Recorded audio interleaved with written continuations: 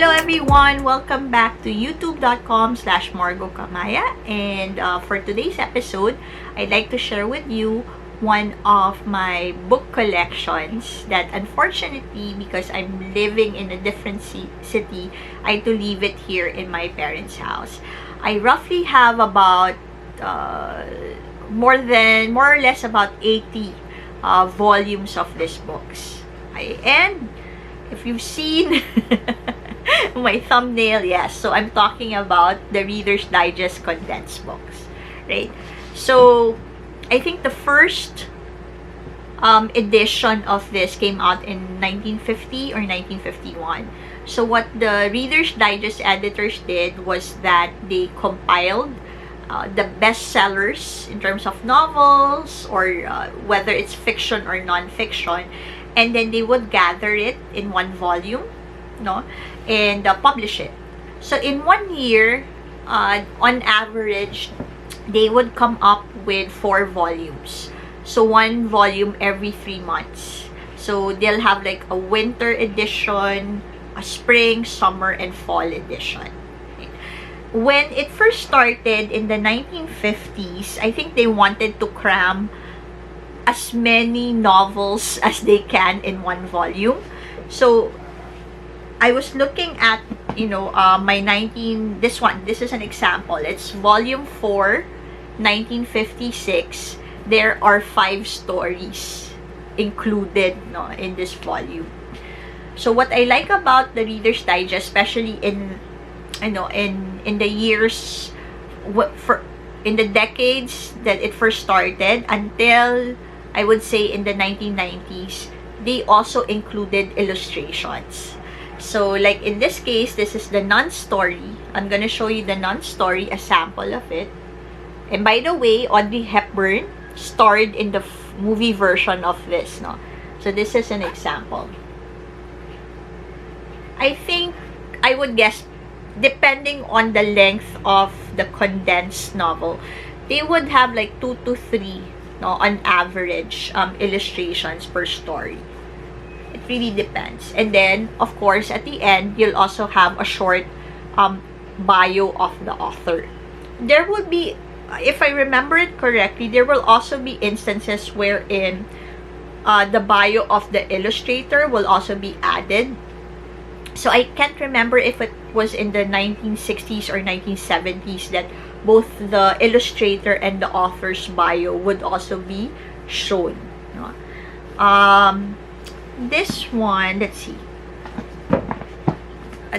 When it originally came out, right, it would normally have the a cover leaf, no, like this.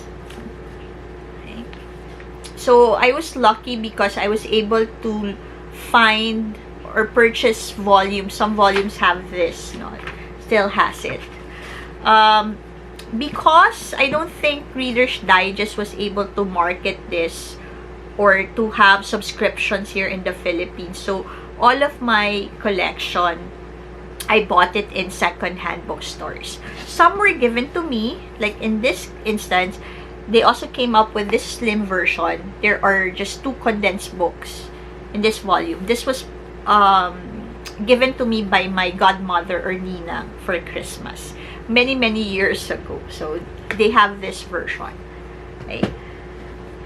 And what I like about the condensed novels is, of course, it's not popular, and I can still see it when I go to book sale. So book sale is one of our thrift stores, no, popular thrift stores for books.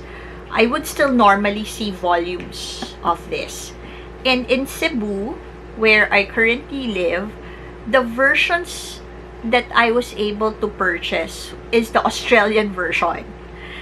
So it's a little, I was a little mixed up because, like, I'm very familiar, let's say I'm very familiar of a particular volume which I bought, and I left it here. And then when I bought another version because I wanted to, to reread the stories, I would be surprised na, wait, this isn't the order of it, no, or something like that. Or these are not the stories that were together when I bought the US version. So they also kind of maybe combine or mix, no, some of the novels that they condense in different versions or variations, but the illustrations are still the same. Of course, no, definitely it's just like one set of illustrations.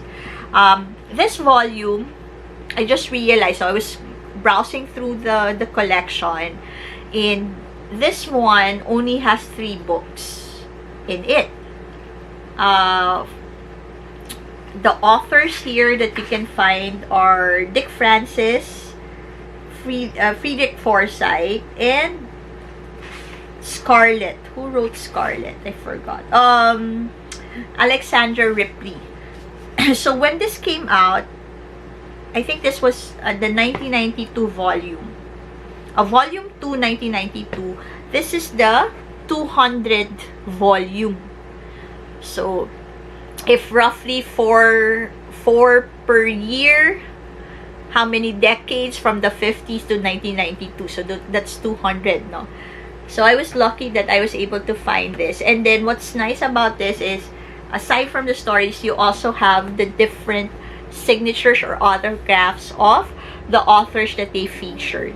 Right?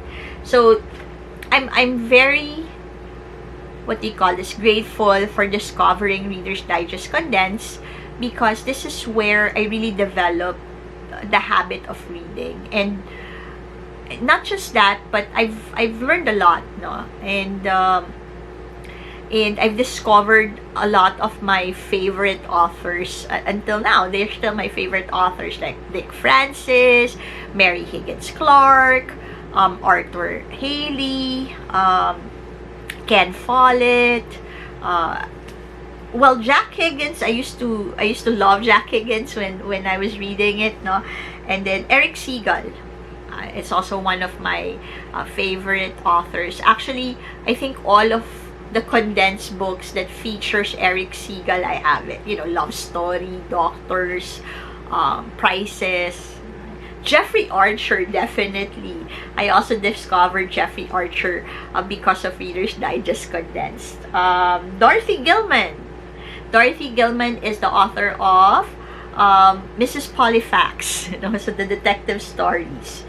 There is also another author that I love reading. I think all of the books that was condensed, no, I also was able, oh, I don't have it here. I forgot her name, but she would feature like artisans, no, stories of artisans, fictionalized. But that's one. And then of course, Sidney Sheldon. I also discovered Sidney Sheldon because of Reader's Digest Condensed. And nowadays, it's popular because interior designers, they would normally purchase this and then they would use it to fill out, you know, bookshelves for pictorials, for videos or movies, no? Because it's hardbound and stuff. I'm just sad because maybe it's the weather or the climate here in the Philippines. So there's a lot of foxing that has happened and some of the pages becomes brittle. I just imagine the oldest ones that I have are like 65 years old already. So of course, wear and tear. And when I purchased it originally, it was secondhand, right? Let me show you. There is one that I like. Or this one, this volume. This is the volume. This is the, let's see, what volume was this? 1969. One of the volumes in 1969. And it featured Nicholas and Alexandra by Robert K. Massey. So this is where I started leaning towards not really Russian history, but just in particular the Romanovs, no? Especially Nicholas and Alexandra's family. And I love the illustrations. There are also illustrators that I became my favorites as well because of, you know, the way that they artistically visualize the characters. So this is Nicholas and Alexandra. And I didn't stop from here, even if I read the condensed books because I love the stories, I would go to the thrift store, like the book sale, and look for the novels itself. I also had a collection, but I eventually gave it away, donated it to others. So I just kept my Reader's Digest condensed. So this one, Nicholas and Alexandra. So it's also a combination of, there will be fictional books and non-fiction. There's let me check. Oh, I was going to show you like this. See, very nice illustrations. No? Let's see. They stopped illustrating the books by, I think, the 1990s. They're still printing the condensed books. I've seen until I think 2000s, or I've also seen some volumes in the 2010s, but it's all different. Maybe they wanted to have more of the stories, so they did away with the illustrations, and as instead of having like 5 stories or 4 stories, they'll shorten it to 2 to 3 stories already per volume. Okay, Belva Plain. I've also discovered Belva Plain here. Like I mentioned, Mary Higgins Clark. So this is Mary Higgins Clark's Still Watch. So I'm still trying to figure out how to fix some of my books. Like in this instance, look what happened. So I'm still trying to figure out how to at least kind of better manage them, or to stop the deterioration of the books, right? So there you have it. I just wanted to show or share with you my Reader's Digest condensed books. And if you get the chance, going to a thrift store, try to purchase, try to read or to purchase a volume or two, because it's very nice. You'll discover new stories, you'll discover new authors, right? And it's really timeless, and it's very important that we don't stop reading, because reading really does help us, in our daily lives, right? So thank you once again for watching. Please don't forget to subscribe, right? And if you have any comments, maybe you do also have volumes, share it in the comment section. Let me know, why do you like Reader's Digest condensed, all right? Or if there was a point in time that you also what do you call this, there was also a point in time that you also got obsessed with having a Reader's Digest condensed. Alright? So thanks everyone.